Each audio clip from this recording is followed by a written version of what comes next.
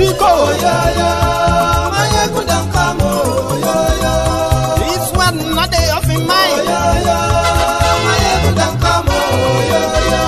Person where they do evil, no one make person talk.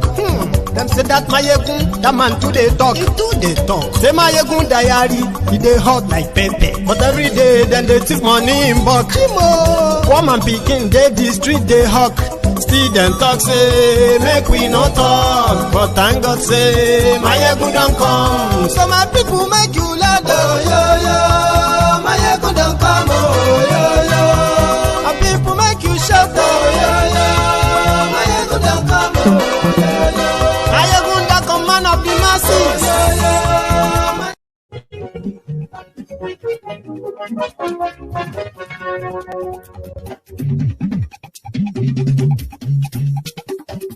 Hello there. Mayegun la wa mo la mo to dodo.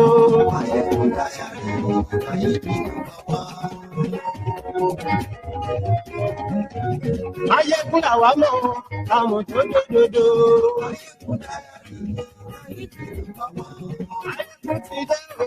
Ọ̀rẹ́ ara lórí Facebook, lórí YouTube, lórí ṣe ń lọ ní Mayegun dá wa sí. Àṣírí ọ̀tẹ̀lú kì í kó níbẹ̀ o. Good morning to you, good afternoon to you, and good evening to you from wherever you are watching from. This is Mayegun Live.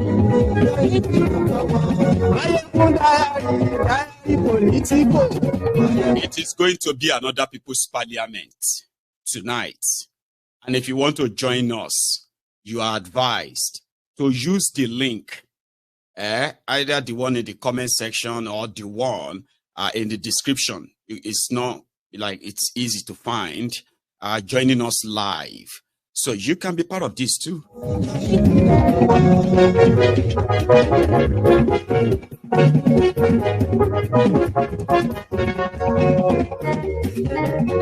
Àní ẹ̀sùn rà kì í.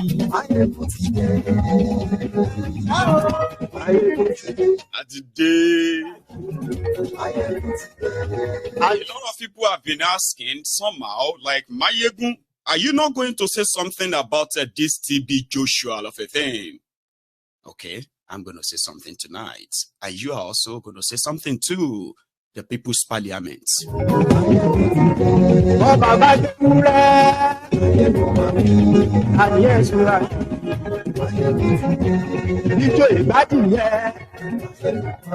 Share this broadcast, invite your friends, invite your not so friendly friends, and tell them that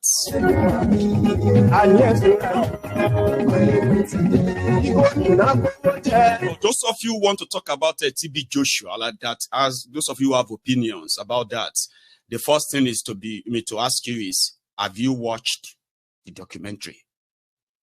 No? If you haven't, I'm going to say your opinion or what have you, or your view on it is probably going to be based on hearsay. A lot has happened in the last 10 days. 10 days into 2024, a lot of you have a lot to say. Now use that link.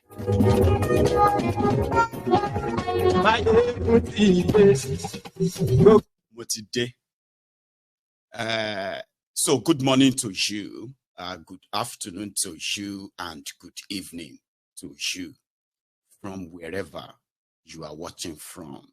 It is Mayegun Live, and it is also the People's Parliament. But the way we normally do it, for those of you who probably you are watching this for the first time, so let me tell you how we do it, okay? Usually, people come here to come and listen to Mayegun. Afterward, they can possibly contribute by phoning in.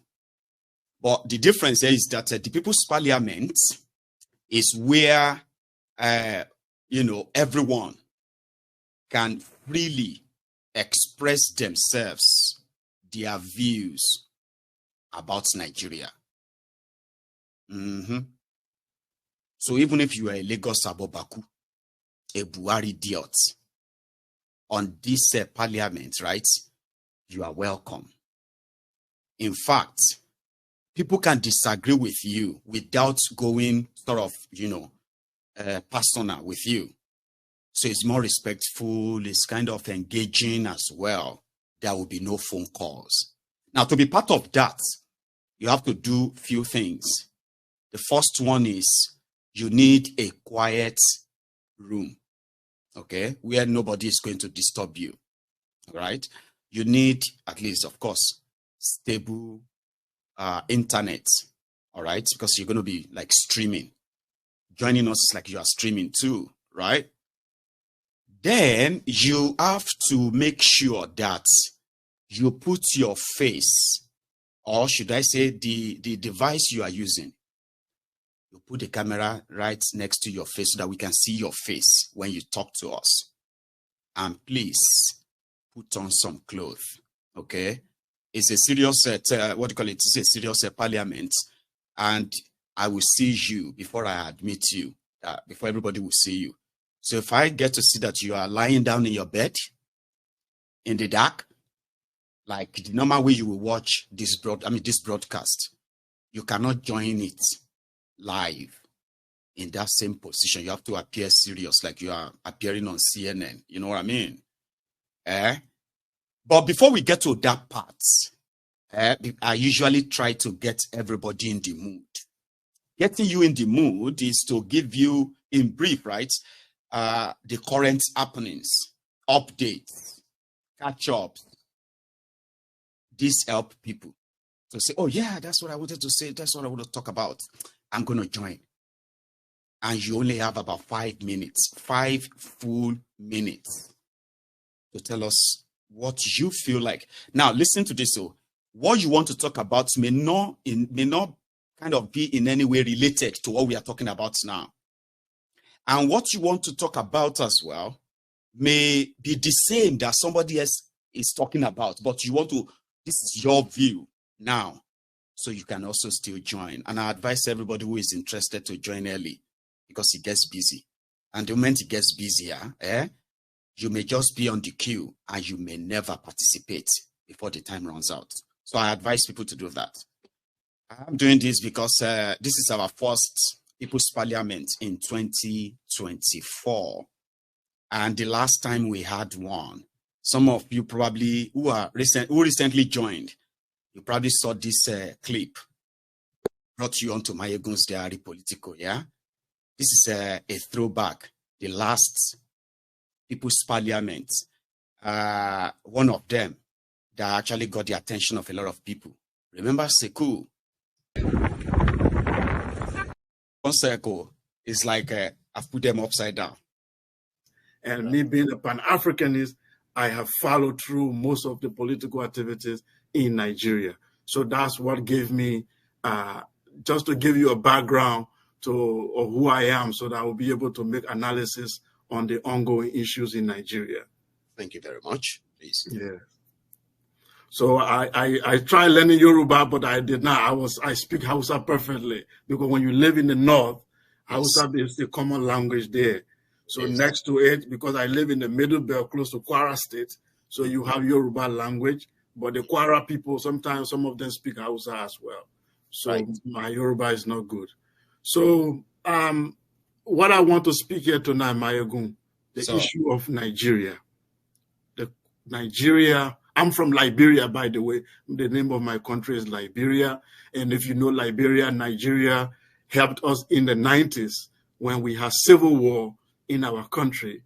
Liberia was falling apart. We fought civil war, from 1999 down to 2003, and Nigerian forces helped quench the civil war in Liberia. So Nigeria was the hope of the continent, the giant of Africa, the country we all look up to and say, one day in the future, this is going to be our China. This is going to be our United States. If Nigeria succeeds, Africa succeeds. Every African, especially if you live in West Africa, I'm not talking about regular people, but people who really analyze issue. you will know that Nigeria was the hope of the continent. But unfortunately, in the last 10 years, we've seen Nigeria going down the drain. We've seen Nigeria promising future now becoming dashed, and we've seen that it seems that there's no hope. So when people are making a lot of analysis, I come in and tell them that this is my own understanding. The problem in Nigeria is a summary of what is happening in all of African countries, which is number one, the way we got independence, the institutions that we inherited were not decolonized. It's like the colonial masters made a deal with people we call freedom fighters, and they replaced them. They just replaced the white Oyibo with our black brothers who continue the colonial legacy. And I will give you an example. Your police is a typical colonial police. During the colonial era, the police was meant to protect the colonial elite. The police was there to beat up the people, subdue them, and terrorize them to protect the colonial masters. That's what the African police do now. That's what the Nigerian police does. The elite of the colonial era, they were bourgeoisie who lived in Africa, but then their real home is London. Their hospital is Paris. When the colonial masters get sick, they take them to Lisbon, they take them to Paris, they take them abroad to go to get treated in the what they call the metropole. And the Africa was the farm, was the place they work, was where is where you extract the natural resources. The London is where you go to enjoy it. Our elite are following the same pattern. The educational institutions were designed to make the colonial masters to look like saviors and tell the people who have been exploited to appear as if they are being indebted. They have to be grateful to the colonial masters for giving them education. Why that education was actually a miseducation. If you watch our education today, it followed the same pattern. The religion. Sekou from Liberia. And we hope that Sekou will be joining us again tonight. And more like him, who want to indeed, give us a very different perspectives. You know what I mean? From a different lens and lenses like that, on how they all see Nigeria. Sekou, Sekou's view, being a Liberian who grew up in Nigeria, sort of gives his view some serious weight, and it's been trending. David Undenyi even tweeted about it, I think it was yesterday or 2 days ago. And indeed, a lot of you are joining us tonight, probably. That's how you found Mayegun's Diary Politico, okay? So also on the parliament, it's also an opportunity to meet face-to-face with a lot of you who have become, who have built your own personalities as well on this platform based on your regular views too. So indeed, it's going to be an experience, so to say. Now, TB Joshua, which is what is so trending right now, especially in Nigeria, after the release of the BBC Africa Eye report on TB Joshua's victims, the victims of synagogue, the human rights abuses, the rape, the slavery, what else? The fake miracles, and then a lot of all of this. That's why I was asking earlier, have you watched the documentary? Because they're like in 3 parts, part 1, part 2, part 3. Okay. And I actually tried to watch the first, so I watched the first part. And I was pretty much like not really that interested, as somebody who knows TB Joshua and the synagogue stories as a child. like when I was a little boy. And there are many of you who have probably similar stories, right? There was no internet then. There was no Facebook, no Twitter, no nothing. Do you get that now? So a lot of us are not surprised. That's the word. You see? But one thing here is this, which I have observed in the last 48 hours on this issue of TB Joshua. A lot of people believe that the documentary was made to tarnish his image. Others feels like the documentary was made to divert the attention of the people from what is going on right now. And so many other reactions. And some people are asking the BBC to do the similar investigation on this, on that, and all that. All of these reactions. And the reason why they are so kind of viral is because we have internet now. Or Indomie generation. You see, if you see anybody who is above, above 30, and they are alarmed by the TB Joshua's documentary, all of those, that's why I said, have you seen it? Because I'm not going to repeat every word from it, okay? So if you have really seen it, a lot of us who were like over 30, some of us are seeing the evidence for the first time, because majority of the things they told us about TB Joshua, they were like folklore stories. A man that could wake the dead, a man that could cure cancer, cure AIDS, and all of that. Here you get, they were like folklore stories. So I grew up very scared of him, even though I had no reason to be, because I probably would never have, I would probably never have had any contact with him. But he was like a very, very fearful man. And the moment he also repackaged, like other pastorpreneurs in Nigeria, the miracle merchants in Nigeria, TB Joshua's, right, is the only one that, for those who even understand the politics of Nigerian churches, TB Joshua and the rest and all of that stuff, you will not really be alarmed, except for the fact that this is you now seeing the victims. Here you get one-on-one. And in Nigeria, where religion is a very powerful tool. Are you with me? That is why, to make you understand, because whatever I even say, it doesn't matter. Okay, like I said, TB Joshua and the rest of all of those pastorpreneurs and the roguish religious manipulators in Nigeria, they could only exist in places like Nigeria, poor countries where they are so prayerful, like Nigeria, and that is why it is easier. It causes problems where you decide to want to tell Nigerians how they have been manipulated by religion. They won't accept it. What do you mean? Don't talk about man of God like that. You will still see those who are going to advise me.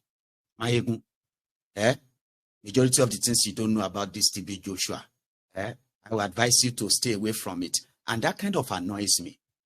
And that's why I said, when I want to talk about your pastorpreneurs, I usually like to talk about them when they try to use that same fraudulent, manipulation to make you, or sort of, to calm you from reacting to the failure of government. But in the case of TB Joshua, seeing all of the victims, taking out all of the other sentiments and the rest of that, I think it kind of eats differently. But knowing Nigerians for who they are, let me tell you something. In Nigeria, a pastor set his church members ablaze because they committed fornication. People were alarmed. Oh my God, how could he do that? What? He was punishing them. So I think 2 or 3 of them died. Others, they sustained, like permanent bodily injuries, like permanent burns. when the police kind of got involved, government got involved, and he was arrested, there were those Nigerians who were going to his prison every day to go and conduct their normal congregation services that they normally do in their church, right?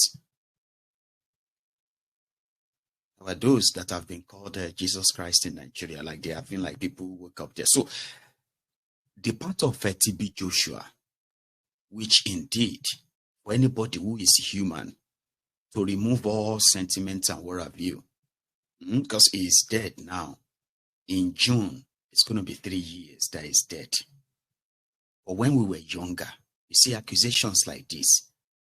At a point, TB Joshua was like, what do you call it? I think he actually called himself God. Yeah, at a point in his career. Some of you, I don't know if you will remember Koolunomics. You see what the BBC, what BBC is showing you today.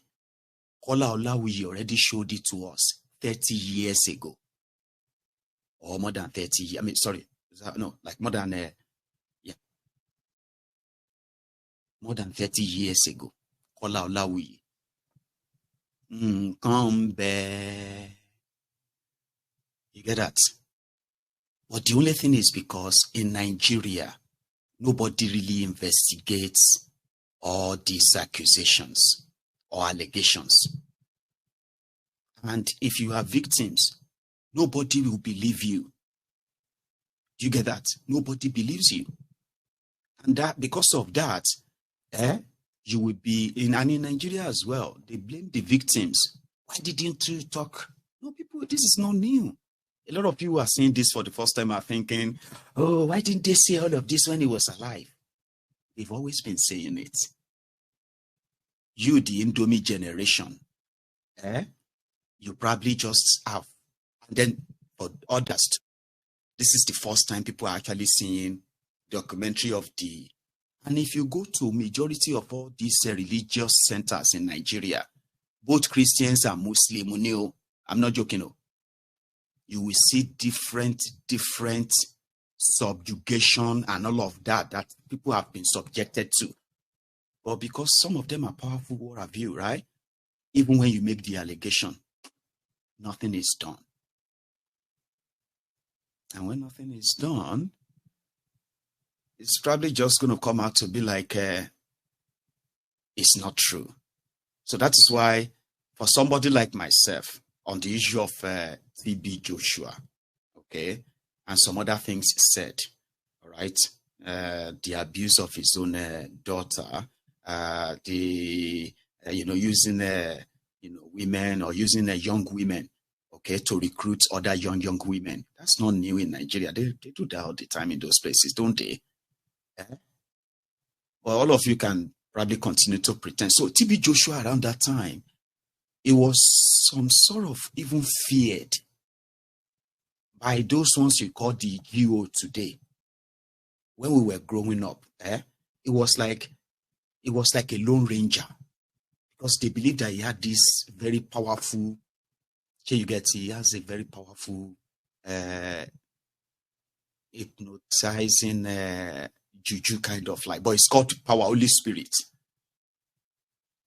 I mean, if you are above 30 watching me right now, who grew up in Southwest Nigeria, at least you remember that time that TB Joshua, when he says, in the name of J, ni oruko J.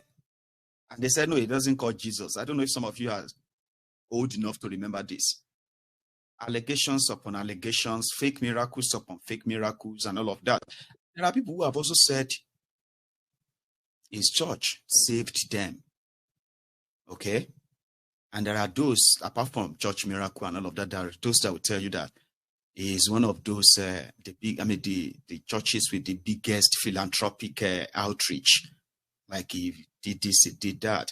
So that's why I said, if you have watched the documentary, if this is your first time of, in fact, hearing all of this or seeing all of this, and to you, there's an agenda.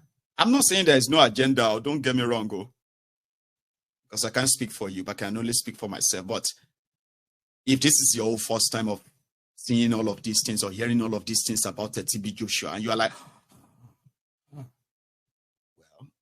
it's good to know that is why history, that they try in Nigeria to rewrite all the time, that is why history must always be taught. Here you get, so that generations after generations would not be, would not be told, wrong history, like the Fulani terrorist, the jihadist that believes that their forefather that couldn't cross Middle Belt defeated Nigeria, and Nigeria is their forefather's estate, the entire Nigeria. So they have the right to take over everywhere. That is wrong history. Then they killed Uthman Dan Fodio. Here you get. The people of the Middle Belt of today now then kill Uthman Dan Fodio. It did not cross beyond the Sokoto and few other places in Mali. Even in the same Sharia North, it didn't actually cover everywhere until the demarcation, or what do you call it? The balkanization, or okay, I won't call it that because it's there, so it's balkanization. However, it is redrawing the map where they called creation of states. Now, if you go to Gombe, you hear Gombe North, Gombe South. Gombe South are those who are not Sharia. If you go to Kaduna, you hear Kaduna North, Kaduna South, Southern Kaduna, Northern Kaduna. The Southern Kaduna are people who have nothing to do with Sharia, but they have been the victims of jihad. If you go to Taraba, if you go to Yobe, if you go to few all these places, if you go to Adamawa, you get Southern part of, there no be Sharia. But the criminals who created states in Nigeria, the Fulani rogues, so what did they do? They tried to kind of amass all of these places to themselves and claim that, just look at how big we are, when they are not. So a lot of you are reading about TB Joshua. You need to read a lot more. Let me tell you something. See, that these victims may never get justice because a lot of you have condemned them already. So I know some of you are still going to say it on this program tonight. And I'm going to agree with you. I don't know if you have noticed that. If you come on the platform, on the parliament tonight, and you come and teach me about TB Joshua that I don't know, I will agree with you. I'm not going to argue with you because it's of no essence anymore. Because if it is actually a real place, they would have stopped him long time ago. You will only be reading about him. Go on Netflix, and go and search for religious cults. Just put those two keywords and see all of the series and the movies, true life stories of people. Say dedication. You do think all that one that Onyibo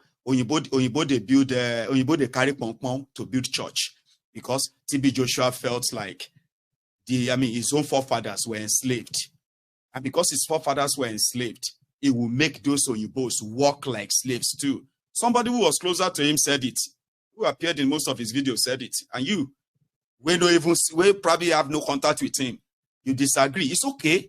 It's fine. So he said, Onyibo captured his forefather, so he will make Onyibo to come and now they now build that big synagogue. But people didn't remember. People probably have forgotten that. Even him, TB Joshua, was also carrying pom. He was washing toilet. He was making himself a servant leader like them. And he was recording them. If it was today, TB Joshua will be going live every 30 minutes. But he was smart enough to keep all those records because he knew that what people see convinces them more than what they hear. He broke the code a long time ago. You know what I mean? So anyway, like I said, when you come on, you can tell us what we don't know as well as other things, okay? But we need to make sure that the history are told very rightly, okay? And if you probably have other perspective to it, we know that why is BBC not reporting about the killings in northern Nigeria? Are you serious? Have you forgotten the Fulani terrorist documentary? They did that one now. That was where we got to know all the Fulani terrorist leaders and the places they control and how powerful they are.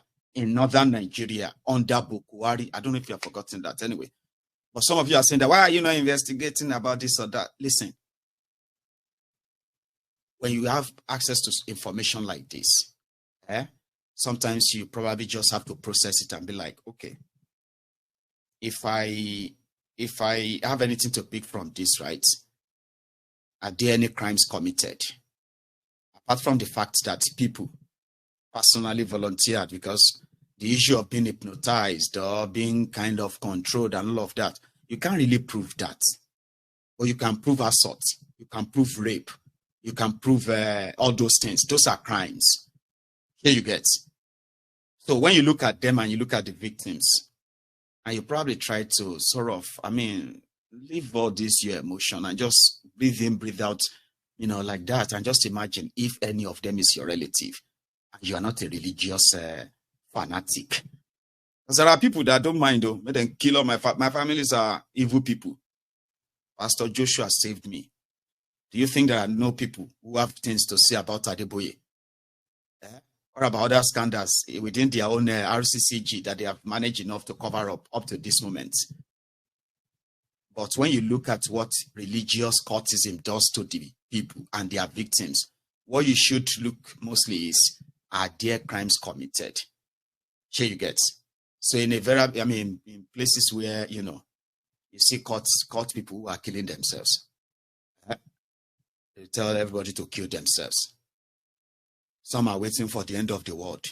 The date that their leader gave them that the world is going to end, they'll pack themselves somewhere. Thousands of them. And they kill themselves. But in Nigeria, you just have to I'll leave it out like I said. So we have all the terror and the jihadists with what they believe. Strong belief. That's also what religion does to people. When you talk and our Islamic brothers and sisters will be like, what I'm saying is that, don't be Islamophobic. Baba. Hey. That's what they say in Yoruba. Mechanic. You know what I mean? If a madman just dash at your mom and they just kill your mom like that, I know, God forbid, because that's what someone will say, like, God forbid. I know. I'm just saying. If you see Nigeria mechanic, running towards you, you go ja. So when you look at where you saw people who machete babies, women, helpless people, shoot them, machete them, butcher them, you escape that people, and they say, "Omo, fear not, I am in fear of the north." Do you understand that? So if they tell you, say, make you fear not, my child. Omo, fear not, yo. I can because of fear not too. So if they say you can't have phobia for Islam and this violence, of course you have right to have that fear. Until that fear is completely extinguished, completely,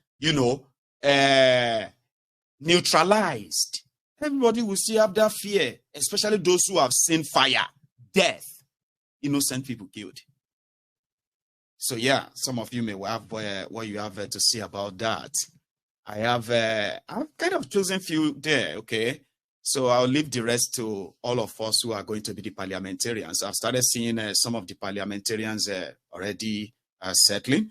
So if you are hearing me, and I don't know if you can see me as well, in the studio right now, I have a few parliamentarians who are already there.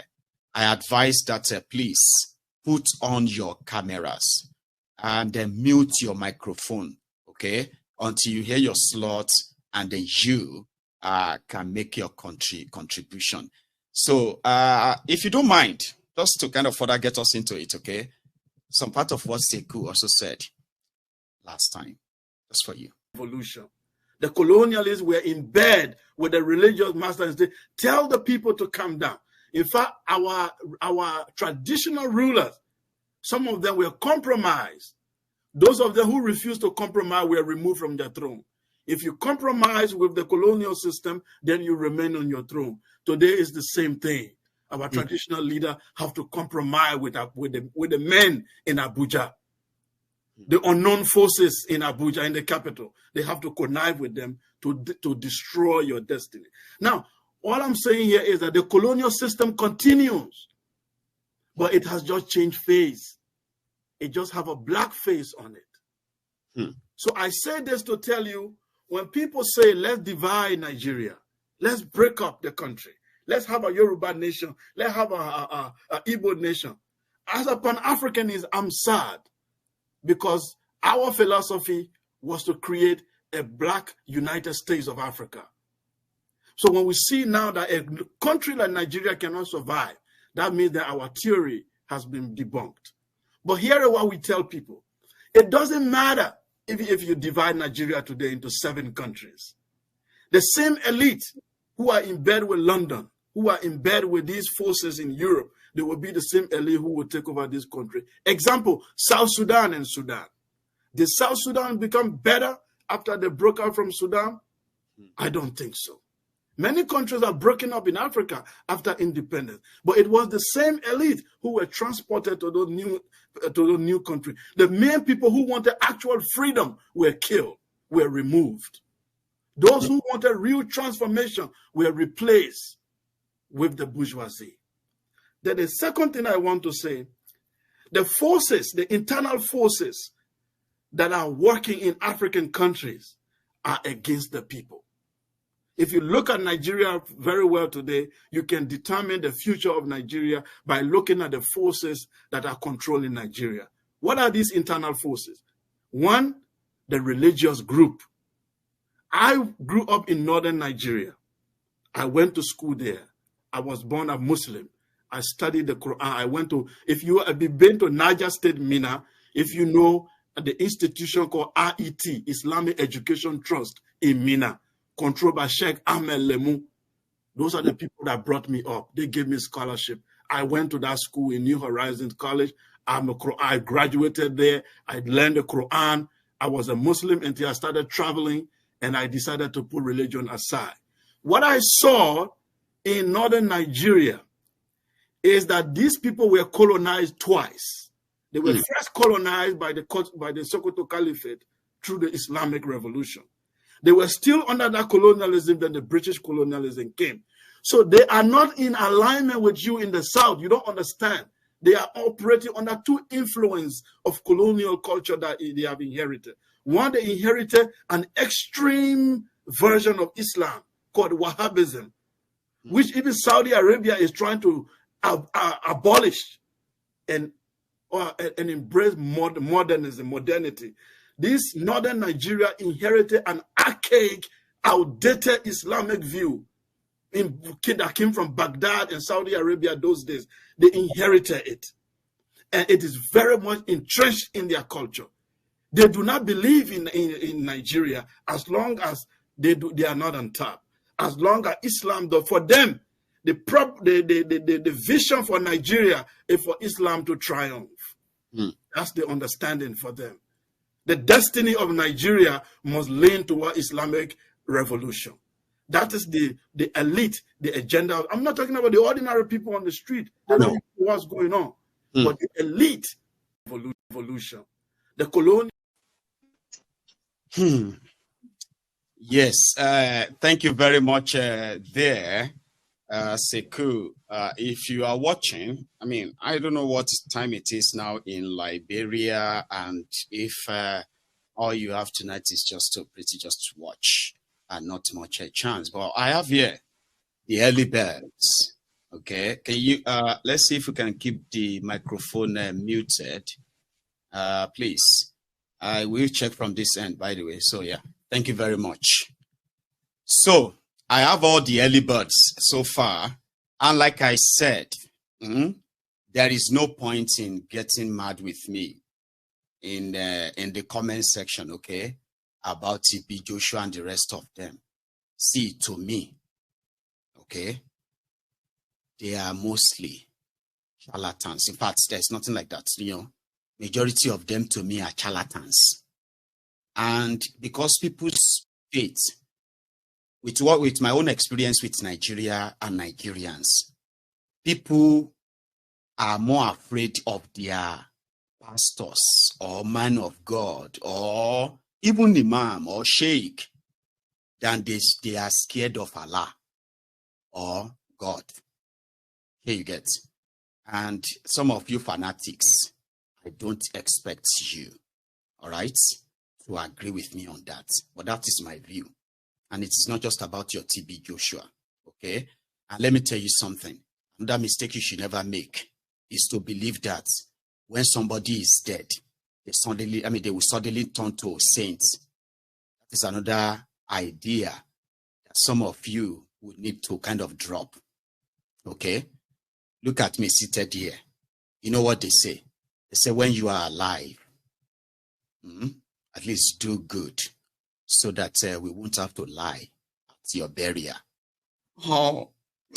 When he was alive, he was such a... No. We won't have to lie.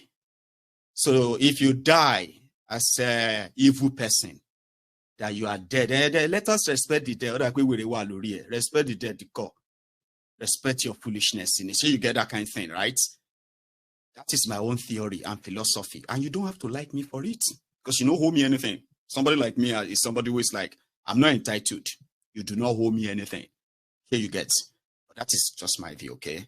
Or if you feel different, it's okay. Just use the link in the, you see the link in the description. Copy the link.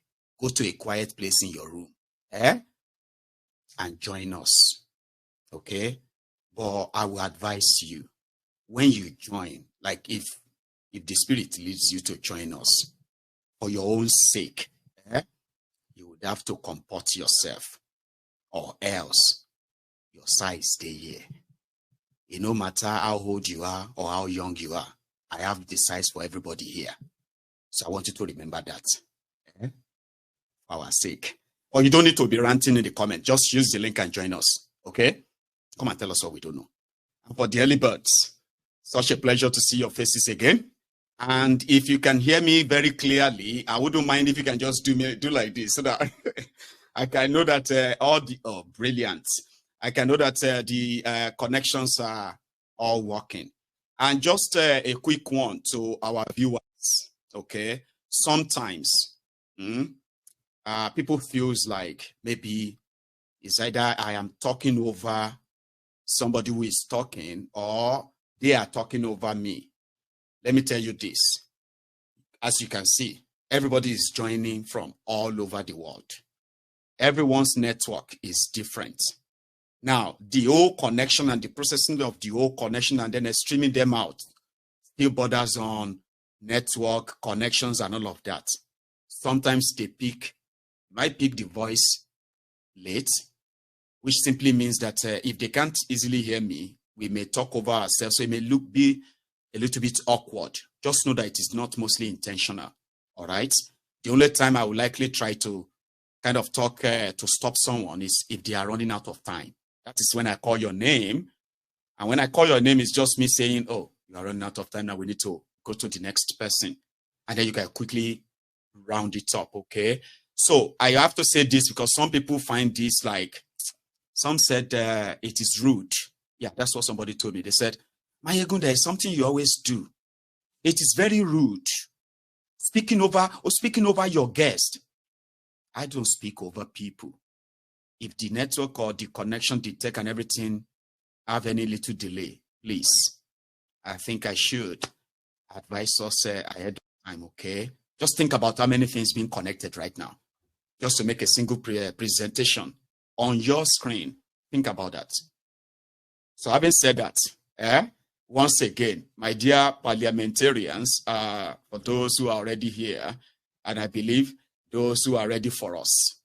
So tonight, what we'll do is that, like I said, you are free to speak your own, whatever comes to your mind that you want to talk about. All right, sir? And then you have just 5 minutes. But in a case where I sort of exchange conversation with you, which means I must have used part of your time, right?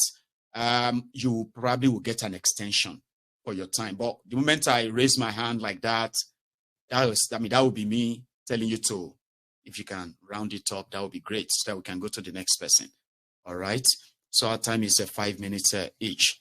So once again, thank you so much. Jude, I don't know what happened. So your camera is off. I bet you're probably trying to get something done. For those who are here already, Tone, sir, I am going to start with you because I saw you came in first among all others who came later. Okay, so you are going to go first tonight, and after you will be Sanat Nathaniel Rodney. So, Sir Rodney, that will be you next. After Tone, then I'm going to go to Dr. Agbede. Okay. E-boy, there is a way you can possibly shut the curtain behind you. All right. Or if you can face the light instead of the light coming behind you. We couldn't see your face. You're like an anonymous. So if you can fix that, that would be great. So you are going to go after Dr. Agbede. Then Raymond Zaza, you are going to go after E-boy, okay, please. And then Jude is back. I am so sorry. Jude was also one of the first early callers. Now Jude would have to go after Raymond Zaza. So as we kick off, and as the speaker of this parliament, I hereby declare the first People's Parliament 2024 open. So, Tone, sir, over to you. Hi, Michael. Good evening. Good evening. Let me just touch a bit on the TB Joshua thing. The TB Joshua thing is a very complicated and a huge thing. And Nigerians, more or less Africans, we kind of judge and we kind of pass judgment when allegation is made. These are just mere allegation. I personally am speaking from a neutral point in view.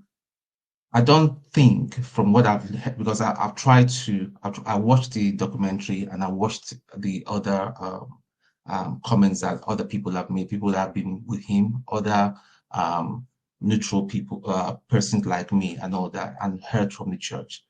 What I think is not true.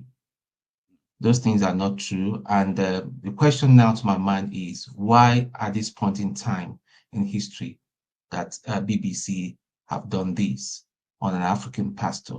There are more pressing things that we want to know the truth. Like, for instance, the Tollgate massacre, we have all the proofs. We are still, APC and their cohorts are still telling us that it never happened. They are hard facts and all that. Why don't BBC do that sort of thing? What does it profit our nation at this point in time about TB Joshua, whether TB Joshua was a rapist or he isn't a rapist? The man is gone. The church is still thriving. People have come out and say they've been impacted. Their life has been impacted in one way or the other, possibly through his ministry. So who am I to say he's a fake pastor or true? And by the way, let me just correct another lie in that video. That lady is not his daughter. Let's just get this right. It's not his daughter. The other lady has got history of lies. The pastor himself, the Agomo guy and all that, was left because he fell in love with a woman. And in the course of time, the woman died and all that, and he just went Koolumental, if you want to put it. So there's a lot of things I wanted to touch, but I don't want to take all my time since I've got only 5 minutes. Let me just move over to the Betty Gate thing. I think Tinubu, they have decided to use Beta as a sacrificial lamb in order to pursue legitimacy. The government is full of lies. Lies and lies and lies. They're all band of thieves. Unfortunately, it's like when you go on a heist, on an armed robbery operation, when the police comes and all that, instead of being caught, they will rather sacrifice the least member of the gang. And that's what they've done to Betty. They just threw her under the bus and sacrificed her just to show us that that the government is legit and all that. I don't care. APC and their cohorts are still criminals and thieves. They're not driving Nigeria anywhere. They're not taking Nigeria anywhere. They are going to appoint another thief again that will take the place of Beta Edu. And that thief is going to do a better job. He will make sure that they don't get caught. So even if we start to investigate, which is the sort of thing I even expect BBC to be, if they want to get into investigative journalism, to find out the bottom of it. But because this elaborate scam is so wide, I know that I believe the British government has got some, I've got something to gain with the instability in our country.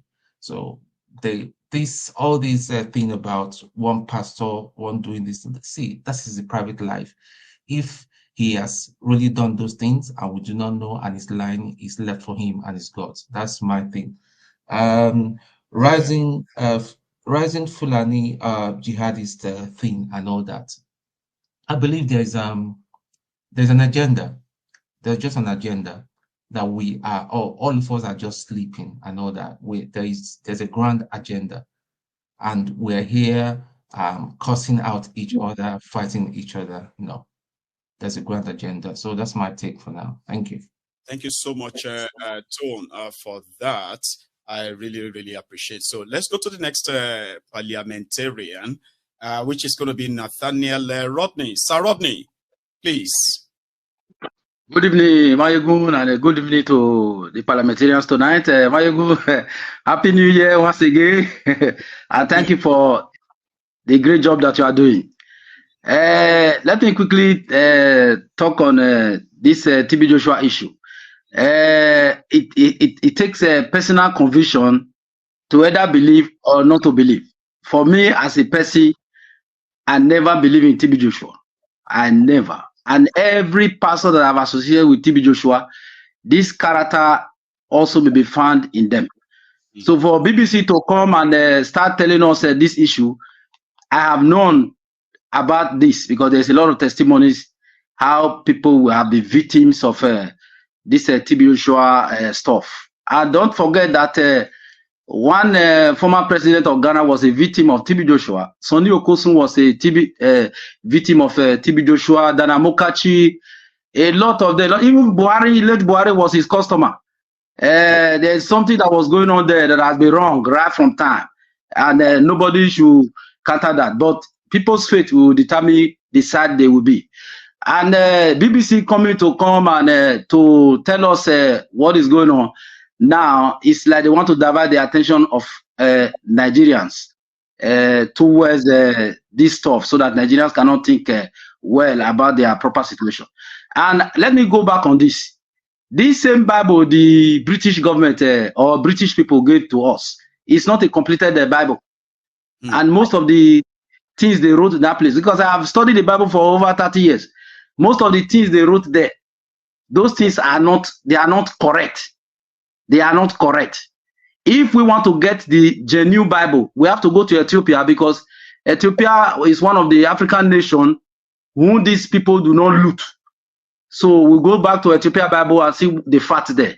Let me quickly say this. Do you know that the Suez Canal in this place in Egypt, that river, these people, they are passing out with boats. That is what they used to separate Africa from the Middle East. Africa down to the Middle East was Africa. So they redrew the map and they hid all these things. And today, we don't even know where that belongs to us.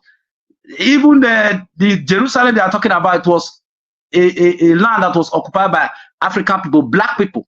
These people they call Jews today, they are the people that get converted to be Jewish. They are not the original Jewish.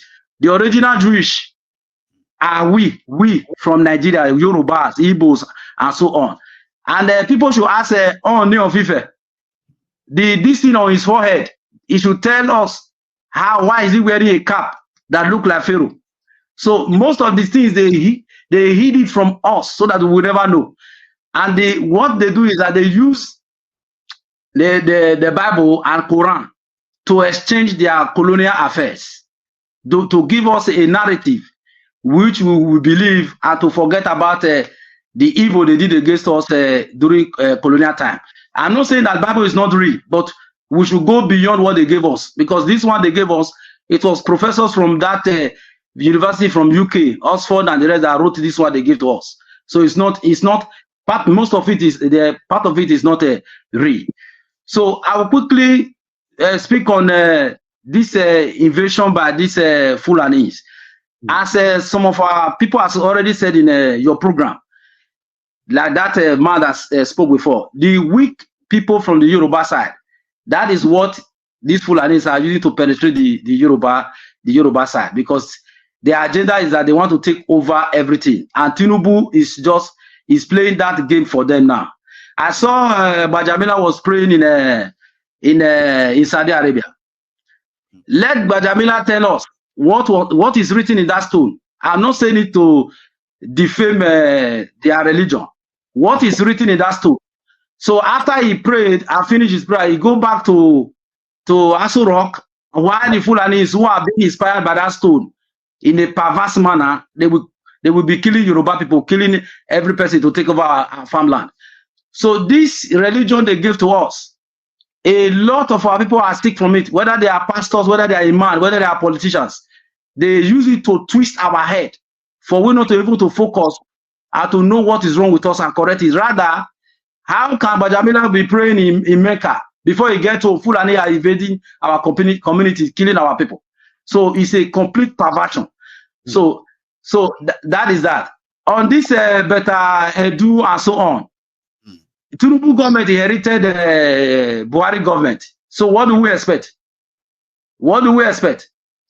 So use your platform as you continue to use it to say the truth. And a lot of us went back on this truth. That is the only thing that will save us. All our leaders, whether they are kings, whether they are politicians, all of them are in compromise with the slave masters. And we are all being slave. And let me quickly say this. The most dangerous thing for all is that they are already escaped. No, don't do that. See, there is something I'm going to say to all of us, because sometimes a lot of us don't even know that time can be very, very fast like that, okay? See, just know that once you have what you want to say the first 5 minutes, you may have a grace of extra, maybe a minute or two. It's just to make sure that more people have a chance of joining, all right?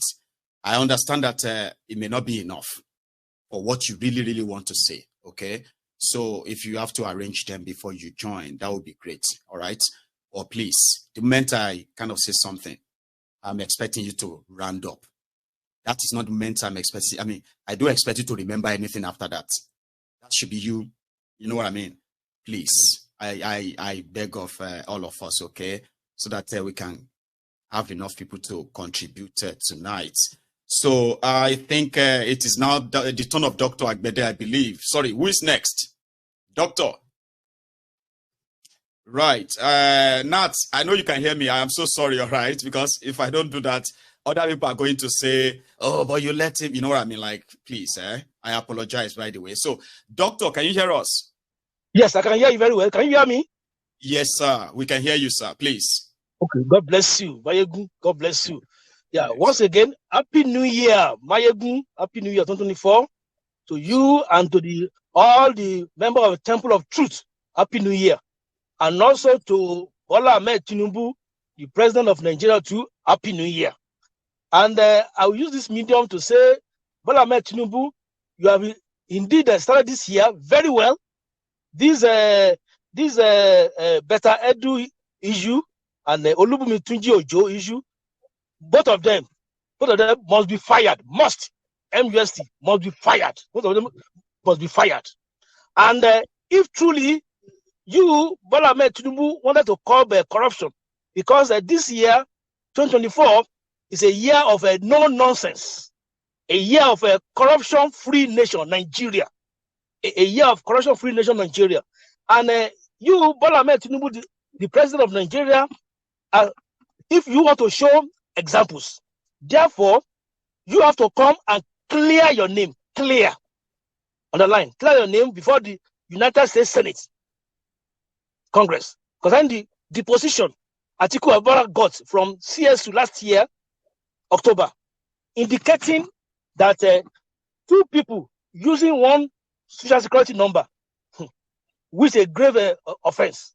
Two people using one social security number, And if you think